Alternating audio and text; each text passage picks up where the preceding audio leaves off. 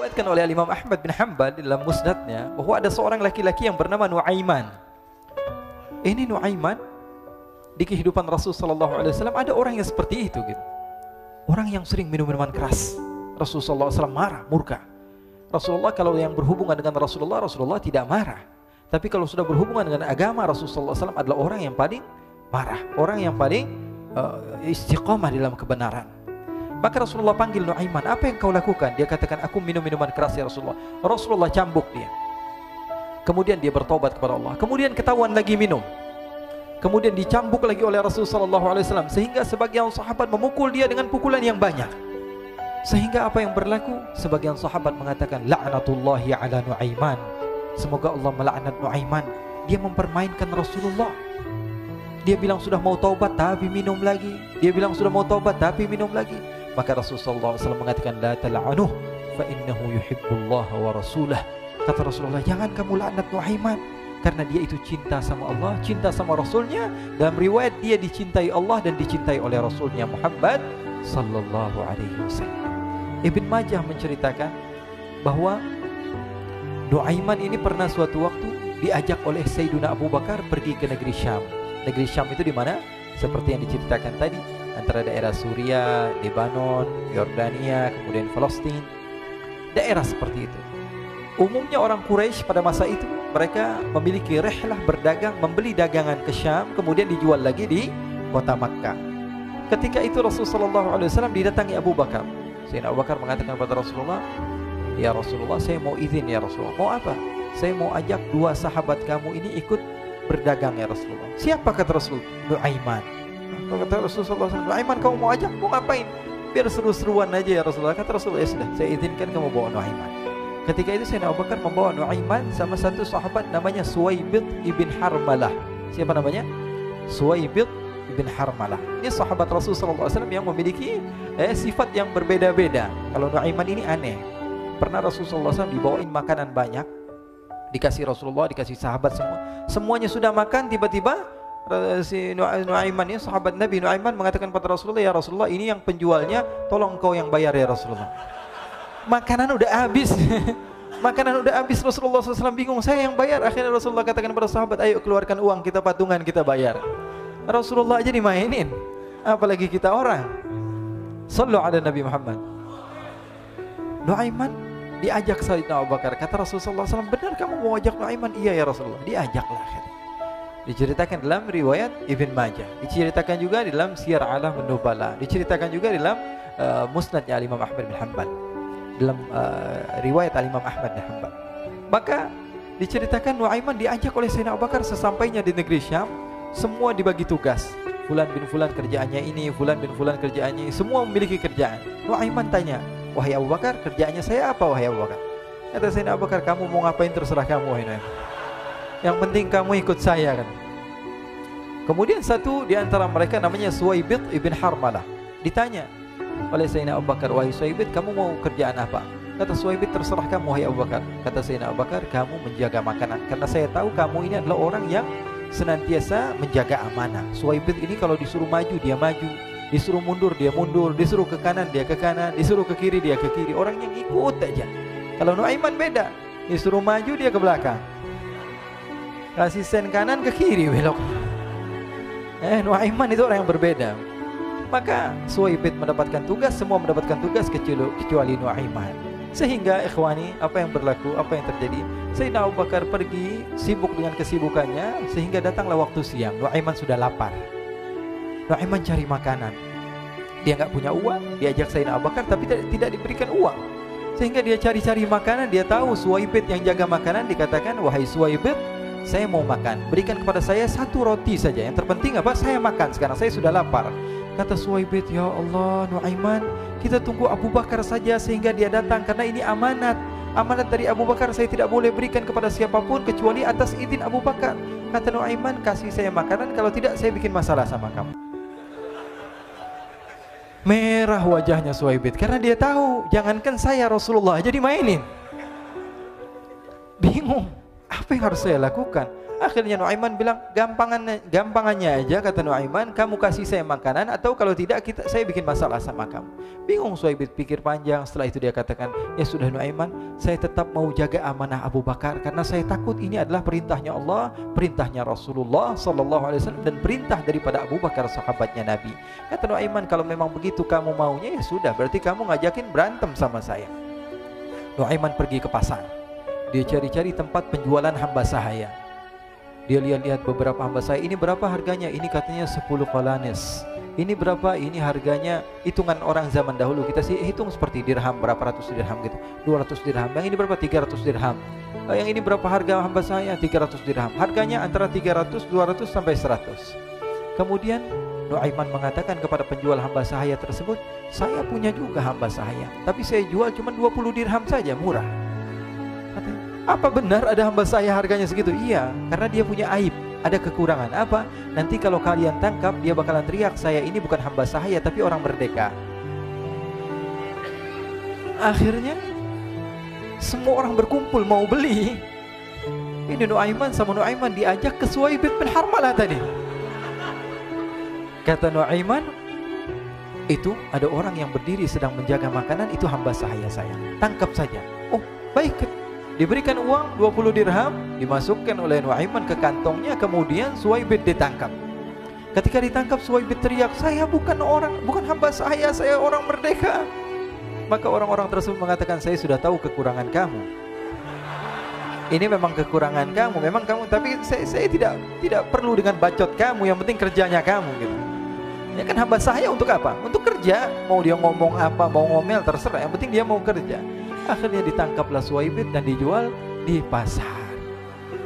Nuaiman punya uang banyak ini. Dia beli makanan, dia beli minuman, dia beli hadiah buat Rasulullah. Dia beli macam-macam di negeri Syam ini. Waktu itu adalah superpower, adidaya Romawi. Pada masa itu semua barang mahal, tapi Nuaiman banyak uangnya. Dia belanja ini, belanja itu, sehingga Sayyidina Abu Bakar pun pulang. Ketika Sayyidina Abu Bakar pulang, Sayyidina Abu Bakar cari, mana ini Suhaib? Kita semua sudah lapar. Kata Nuaiman dengan mudahnya dia mengatakan, sudah saya jual wahai Abu Bakar. Maka Sayyidina Abu Bakar bertanya, apa yang kau lakukan wahai Nuaiman? Diceritakan oleh Nuaiman dengan jujur. Nuaiman ini orangnya apa adanya, tapi nyusahin. Saya jual. Akhirnya dibawa oleh Nuaiman, Sayyidina Abu Bakar pergi ke mana? Ke pasar. Lalu dibeli lagi oleh Sayyidina Abu Bakar As-Siddiq, Suhaib yang tadinya orang merdeka menjadi hamba sahaya sebentar, kemudian dibeli lagi oleh Sayyidina Abu Bakar. Pulang ke Madinah, kisah ini diceritakan di hadapan Rasulullah SAW. Maka perawi mengatakan, fadhahikan nabiyyu hatta badat nawajiduhu. Ketika diceritakan kisah Nuaiman tersebut dengan Suhaib, Rasulullah tertawa sejadi-jadinya sehingga gigi geraham Rasulullah SAW nampak di wajah mata para sahabat. Sehingga perawi lain mengatakan 1 tahun berlalu Rasulullah, setiap ada tamu yang datang pada Rasulullah akan ceritakan kisah Nuaiman menjual Suhaib tersebut.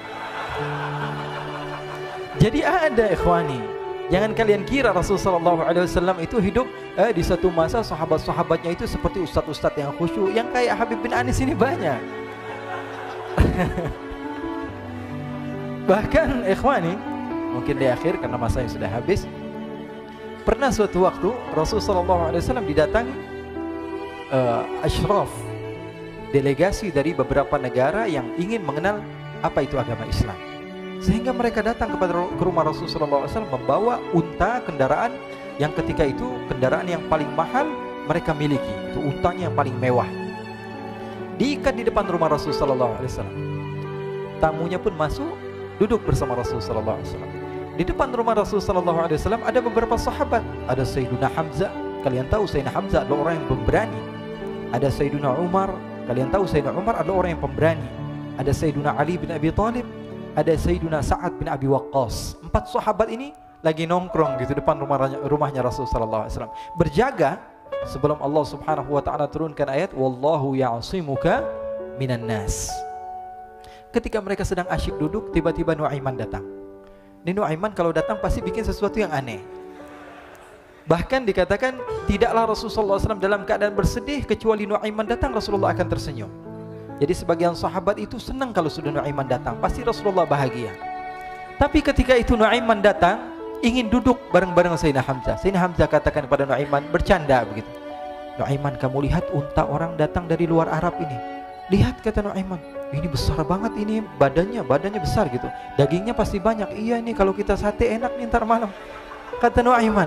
Kata Sayyidina Hamzah, apakah kamu berani? Kata Nuaiman, saya berani aja asal kalian gak bilang sama Rasulullah. Kata Sayyidina Hamzah, benar wahai Nuaiman, benar kan? Akhirnya Sayyidina Hamzah lupa masalah itu, cuma bercanda-bercanda saja. Sayyidina Hamzah lagi asik sama Sayyidina Umar, Sayyidina Ali. Tiba-tiba apa? Ternyata ketika dia melihat unta tersebut sudah pisah antara kepala sama badannya. Nuaiman mengatakan, wahai Hamzah, ini unta saya sudah potong, saya mau pergi sebentar. Kalau Rasulullah cari saya, tolong jangan beritahu di mana saya. Nanti kalau keadaan sudah aman, mari kita nyate bareng-bareng. Ini ada yang seperti itu di zaman Rasulullah SAW.